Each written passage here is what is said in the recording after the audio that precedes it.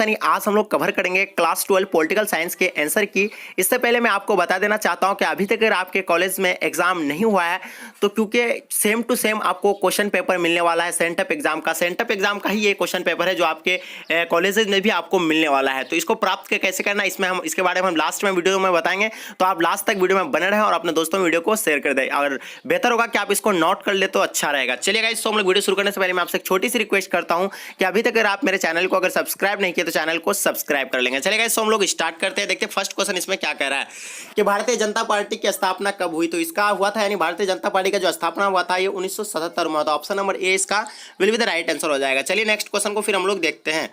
भारत में प्रथम आम चुनाव कब हुआ था। भारत में प्रथम आम चुनाव कब हुआ था यानी 1952 में। इसका will be the right answer option number A हो जाएगा। ठीक है, चलिए नेक्स्ट क्वेश्चन को फिर हम लोग देखते हैं क्या कह रहा है इसमें। तीसरा क्वेश्चन में भारत के प्रथम गृह मंत्री कौन थे। तो भारत के जो प्रथम गृह मंत्री जी वो सरदार वल्लभ भाई पटेल थे। चलिए नेक्स्ट क्वेश्चन को फिर हम लोग देखते हैं जो आपके स्क्रीन पे आ गया। ध्यान से देखिएगा क्या कह रहा है कि भारत चीन युद्ध कब लड़ा गया था। ठीक है, भारत चीन युद्ध मतलब 1962 में लड़ा गया था। चलिए फिर हम लोग नेक्स्ट क्वेश्चन को देखते हैं क्या कह रहा है इसमें कि सार्क का मुख्यालय कहाँ है। तो सार्क का मुख्यालय कहाँ है यानी काठमांडू में। ऑप्शन नंबर सी इसका will be the right answer हो जाएगा। चलिए फिर हम लोग नेक्स्ट क्वेश्चन को देखते हैं क्या कह रहा है कि संपूर्ण क्रांति का नारा किसने दिया था यानी संपूर्ण क्रांति का जो नारा दिया था वो जयप्रकाश नारायण ने ही दिया था। ठीक है, चलिए फिर हम लोग नेक्स्ट क्वेश्चन को कवर करते हैं। इसमें क्या कह रहा है कि भारत के प्रथम राष्ट्रपति कौन थे। भारत के प्रथम राष्ट्रपति कौन थे, वो डॉक्टर राजेंद्र प्रसाद थे। चलिए फिर हम लोग नेक्स्ट क्वेश्चन को देखते हैं जो आपके स्क्रीन पे आ गया। ध्यान से देखिएगा इस क्वेश्चन को। क्या कह रहा है कि विश्व मानवाधिकार दिवस कब मनाया जाता है। तो ये 10 दिसंबर को मनाया जाता है। Option number B will be the right answer हो जाएगा। चलिए फिर हम लोग नेक्स्ट क्वेश्चन को देखते हैं क्या कह रहा है कि जनता दल यूनाइटेड किस राज्य का राजनीतिक दल है। तो ये किस राज्य का है, ये जनता दल बिहार का है। Option number D will be the right answer हो जाएगा। चलिए फिर नेक्स्ट क्वेश्चन को हम लोग देखते हैं जो आपके स्क्रीन पे आ गया। ध्यान से देखिएगा इस क्वेश्चन को। क्या कह रहा है भारत में संविधानिक राष्ट्राध्यक्ष यानी कौन है। तो इसका राष्ट्राध्यक्ष कौन होता है यानी राष्ट्रपति होता है। Option number A will be the right answer हो जाएगा।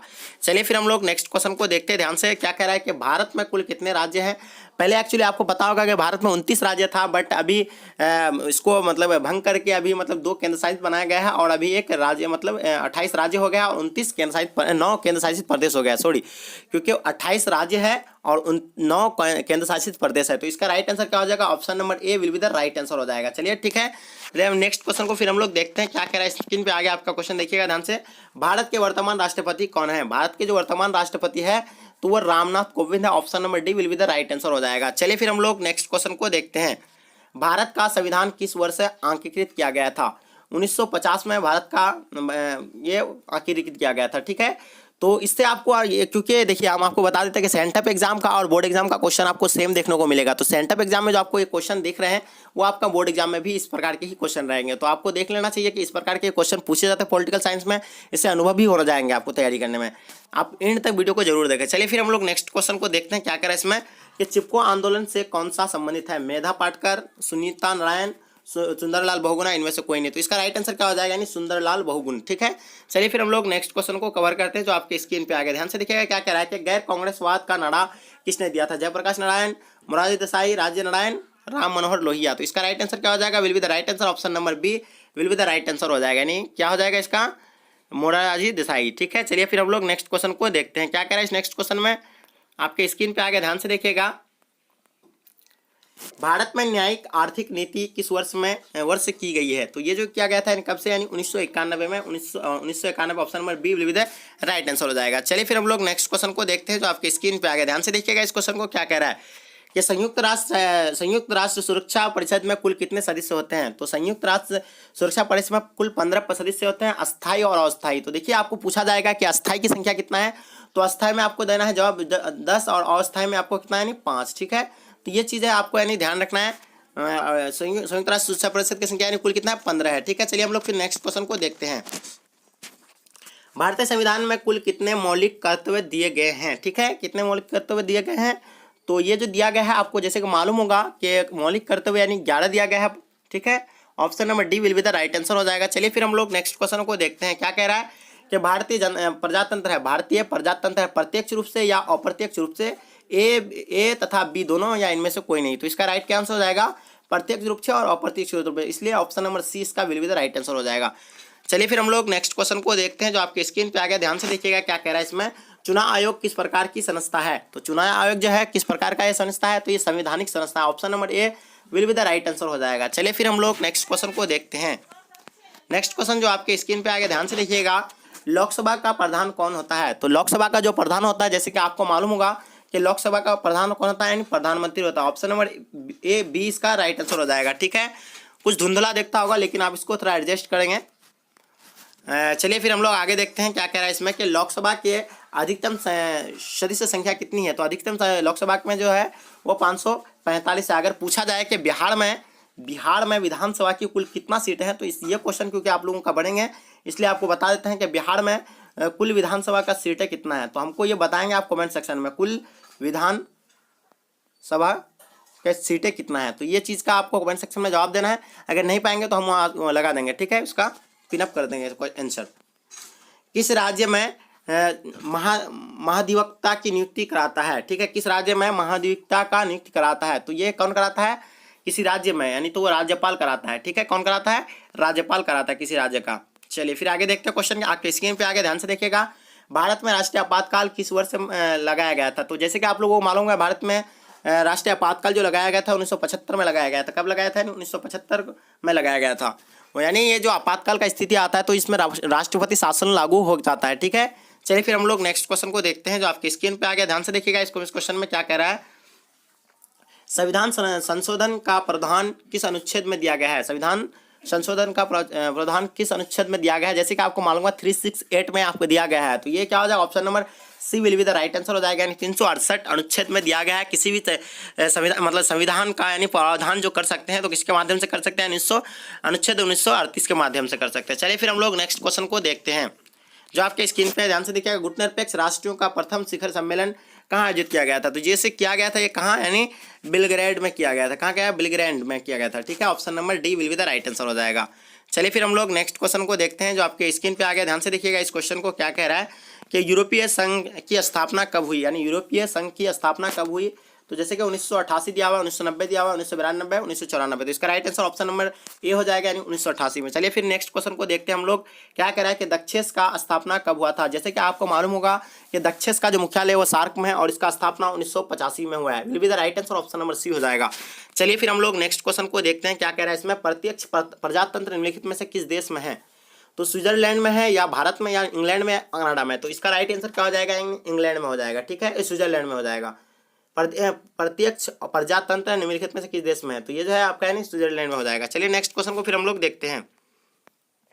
32 का 1 मिनट रुकिए, इसके बाद 32 का जो आपका राइट आंसर हो जाएगा तो ऑप्शन नंबर ए ही होगा। ठीक, बिल्कुल द राइट आंसर। ठीक है, चलिए नेक्स्ट क्वेश्चन को फिर हम लोग देखते हैं।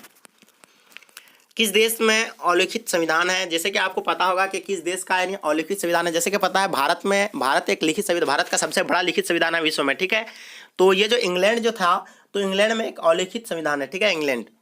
चलिए इंग्लैंड में अलिखित संविधान है। चलिए हम लोग नेक्स्ट क्वेश्चन को देखते हैं क्या कह रहा है कि निम्नलिखित में से कौन भारतीय संविधान सभा की प्रारूप समिति का अध्यक्ष थे?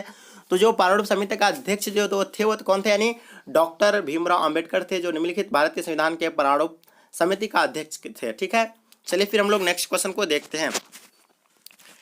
न्यायिक पुनर्विलोकन का अधिकार किससे प्राप्त है? ठीक है, सर्वोच्च न्यायालय से, उच्च न्यायालय से, ए और बी दोनों, इनमें से कोई नहीं। तो 35 का आपका राइट जो आंसर हो जाएगा तो will be the right answer क्या हो जाएगा आपका? Option number A will be the right answer हो जाएगा, यानी सर्वोच्च न्यायालय। ठीक है, नेक्स्ट क्वेश्चन को फिर हम लोग देखते हैं जो आपके स्क्रीन पे आगे ध्यान से देखिएगा क्या कह रहा है कि किस वर्ष राज्य पुनर्गठन आयोग का गठन हुआ था? जैसे कि आपको मालूम हुआ किस वर्ष यानी राज्य पुनर्गठन का आयोग का स्थापना हुआ था, तो जैसे 1953 में हुआ था। Option number B will be the right answer हो जाएगा। चलिए फिर हम लोग नेक्स्ट क्वेश्चन को देखते हैं।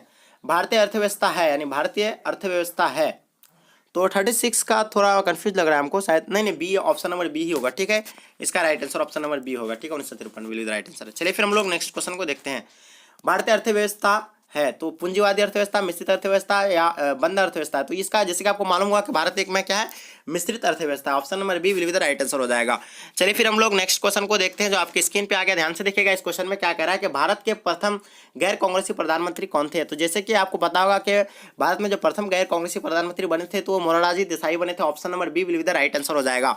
चलिए फिर हम लोग नेक्स्ट क्वेश्चन को देखते हैं जो आपके स्क्रीन पे आ गया। ध्यान से देखिएगा इस क्वेश्चन को, काफी इंपॉर्टेंट क्वेश्चन है। सीमांत गांधी के नाम से कौन जाने जाते हैं? तो सीमांत गांधी के नाम से कौन जाने जाते हैं? तो ये कौन जाने जाते हैं? खान अब्दुल गफ्फार खान। ठीक है, चलिए फिर हम लोग नेक्स्ट क्वेश्चन को देखते हैं। एमनेस्टी इंटरनेशनल का मुख्यालय कहाँ है? तो ये कहाँ है? यानी जेनेवा में है। कहाँ पे है? Geneva. Option number B will be the right answer हो जाएगा। चलिए फिर हम लोग नेक्स्ट क्वेश्चन को देखते हैं। अनुसूचित जाति संघ की स्थापना किसने की? महात्मा फुले, रामस्वामी नायकर, डॉक्टर भीमराव अम्बेडकर, इनमें से कोई नहीं। तो इसका राइट आंसर हो जाएगा तो will be the right answer option number D है, यानी इनमें से कोई नहीं। इसका जो किया गया था, यानी कौन किया था? यानी भोला पासवान किया था। ठीक है, अनुसूचित जाति संघ की स्थापना किसने किया था? यानी भोला पासवान ने किया था। चलिए फिर हम लोग नेक्स्ट क्वेश्चन को देखते हैं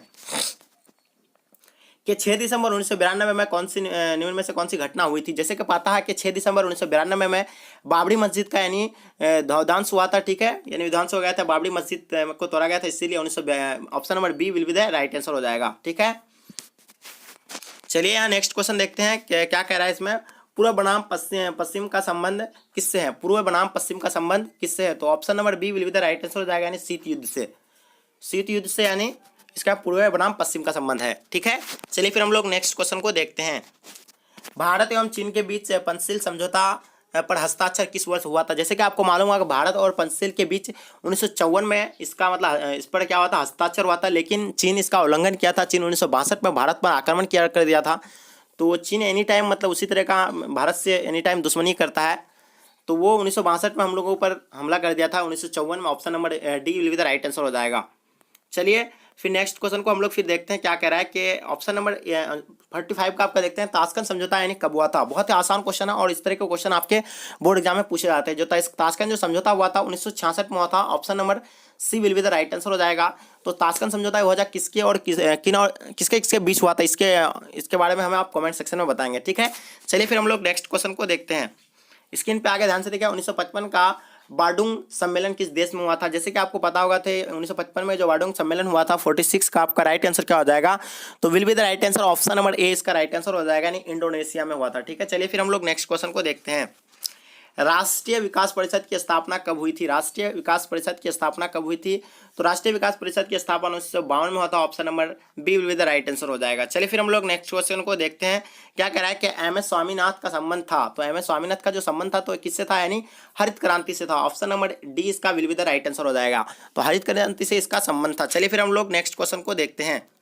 नेक्स्ट क्वेश्चन जो आपके स्क्रीन पे आ गया, ध्यान से देखिएगा। इस क्वेश्चन में क्या कह रहा है कि भारत में लौह पुरुष के नाम से कौन जाने जाते थे? तो भारत में जो लौह पुरुष के नाम से जाने जाते थे वो सरदार वल्लभ भाई पटेल जी जाने जाते थे। Option number C will be the right answer हो जाएगा। ठीक है, चलिए फिर हम लोग नेक्स्ट क्वेश्चन को देखते हैं जो आपके स्क्रीन पे आ गया है। तो देखिए 60 क्वेश्चन इसमें पूछा जाता है। 60 में आपको 50 का जवाब देना है। तो हम लोग 50 तक कवर कर रहे हैं, नहीं हम लोग पूरा 60 तक कवर करें या 50 तक, आप लोग हमें बताएंगे। तो चलिए हम लोग 60 तक यानी कवर कर लेते हैं। इसमें बांग्लादेश कब अस्तित्व में आया था? यानी बांग्लादेश का स्थापना कब हुआ था? 1971 में बांग्लादेश का स्थापना हुआ था। चलिए फिर हम लोग नेक्स्ट क्वेश्चन को देखते हैं कि आपको देखिए 60 क्वेश्चन में आपको 50 का ही जवाब देना, जो आसान लगे उसका आपको जवाब देना, लेकिन हम आपको 60 तक बता रहे हैं। आप ध्यान से इसको देखिएगा, अच्छे से नोट कर लीजिएगा। अगर आपका एग्जाम भी हो गया तो इसको अच्छे से नोट कर लीजिएगा, ताकि आपके एग्जाम की दृष्टि से काफ़ी हेल्पफुल होगा। इससे आपके बोर्ड एग्जाम में मैं आपको गारंटी के साथ कहता हूँ इससे 10 या 15 क्वेश्चन आपको बोर्ड एग्जाम में देखने को मिलेंगे इसी से। चलिए फिर हम लोग नेक्स्ट क्वेश्चन को देखते हैं। अगर 10-15 नंबर आप अगर मोस्ट करना चाहते हैं तो इसको अच्छे से नोट कर लीजिएगा। चलिए फिर हम लोग देखते हैं आगे क्वेश्चन में क्या कह रहा है कि कौन भारतीय व्यक्तिगत स्वतंत्र भारत का प्रथम गवर्नर था? तो कौन यानी भारतीय स्वतंत्र भारत का मतलब प्रथम गवर्नर था? तो ये कौन था? यानी श्री राजगोपालाचारी था। ठीक है, यानी ये भारतीय था। ठीक है, योजना आयोग को भंग कर कौन सा आयोग बनाया गया? तो जैसे कि आपको मालूम है कि योजना आयोग को भंग कर यानी नीति आयोग बनाया गया। Option number A will be the right answer हो जाएगा। चलिए नेक्स्ट क्वेश्चन को देखते हैं। सूचना का अधिकार कानून कब लागू हुआ था? तो सूचना का अधिकार जो कानून जो लागू हुआ था ये 2005 में लागू हुआ था। Option number C will be the right answer हो जाएगा। चलिए फिर हम लोग नेक्स्ट क्वेश्चन को देखते हैं। 1942 में गांधी द्वारा चलाया गया आंदोलन था। तो 1942 में जो गांधी द्वारा चलाया गया आंदोलन था वो भारत छोड़ो आंदोलन था। Option number B will be the right answer हो जाएगा। चलिए फिर हम लोग नेक्स्ट क्वेश्चन को देखते हैं कि बराक ओबामा राष्ट्रपति थे, यानी बराक ओबामा जो है वो किस देश के राष्ट्रपति थे? जैसे कि आपको मालूम होगा कि वो अमेरिका के राष्ट्रपति थे। चलिए फिर हम लोग नेक्स्ट क्वेश्चन को देखते हैं जो आपके स्क्रीन पे आ गया। भाषा के आधार पर बनने वाला पहला राज्य कौन था? तो भाषा के आधार पर जो बनाया गया था आंध्र प्रदेश को बनाया गया था। ठीक है, 1953 में। चलिए फिर हम लोग नेक्स्ट क्वेश्चन को देखते हैं जो आपके स्क्रीन पे आ गया। ध्यान से देखा, मुस्लिम लीग की स्थापना कब हुई थी? तो इसका राइट आंसर क्या हो जाएगा? मुस्लिम लीग को जो स्थापना किया गया था 1906 में किया गया था। चलिए फिर हम लोग नेक्स्ट क्वेश्चन को देखते हैं जो आपके स्क्रीन पे आ गया। ध्यान से देखिएगा, इस क्वेश्चन में क्या कह रहा है कि भारतीय संविधान का 73वां संशोधन है, यानी संशोधन संबंधित है। तो 3 से मतलब 73 जो संशोधन है जो किससे यानी पंचायती यानी ग्राम पंचायत से है। ठीक है, किससे? वो ग्राम पंचायत से। Option number A will be the right answer हो जाएगा। चलिए फिर हम लोग नेक्स्ट क्वेश्चन को देखते हैं। क्या कह रहा है कि संविधान द्वारा किस भाषा को राजभाषा का दर्जा दिया गया है। संविधान द्वारा किस भाषा को राज्य भाषा का दर्जा दिया गया है। तो जैसे कि ये जो क्या दिया गया है, यानी हिंदी को यानी राजकीय भाषा का दर्जा दिया गया है। चलिए फिर हम लोग नेक्स्ट क्वेश्चन को देखते हैं जो आपके स्क्रीन पे आ गया। लास्ट और अंतिम क्वेश्चन है। क्या कह रहा है कि सौराष्ट्र किस राज्य का अंगक है, यानी सौराष्ट्र किस राज्य का अंगक है। तो जैसे कि आपको मालूम होगा कि सौराष्ट्र यानी गुजरात का अंगक है। Option number B will be the right answer हो जाएगा। चलिए गाइस, यहीं तक मैं वीडियो को एंड करता हूं। अगर वीडियो पसंद आए तो वीडियो को एक लाइक कर देना, और अभी तक अगर आप मेरे चैनल को अगर सब्सक्राइब नहीं किए तो चैनल को सब्सक्राइब कर लेना, क्योंकि इंटरमीडिएट का काफ़ी आपको संपूर्ण रूप से यानी तैयारी की जाएगी। ठीक है, चलिए गाइस, यहीं तक मैं वीडियो को एंड करता हूं। अगर पीडीएफ अगर आप प्राप्त करना चाहते हैं तो इस नंबर पे आप कांटेक्ट कीजिए, आपको पीडीएफ मिल जाएंगे। 9162055090 ये व्हाट्सअप नंबर है, इसमें आप व्हाट्सअप में मैसेज करेंगे, कॉल नहीं करेंगे कोई भी विद्यार्थी, क्योंकि हम परेशान हो जाते हैं। चलिए यहीं तक मैं वीडियो को एंड करता हूँ। जय हिंद, जय भारत।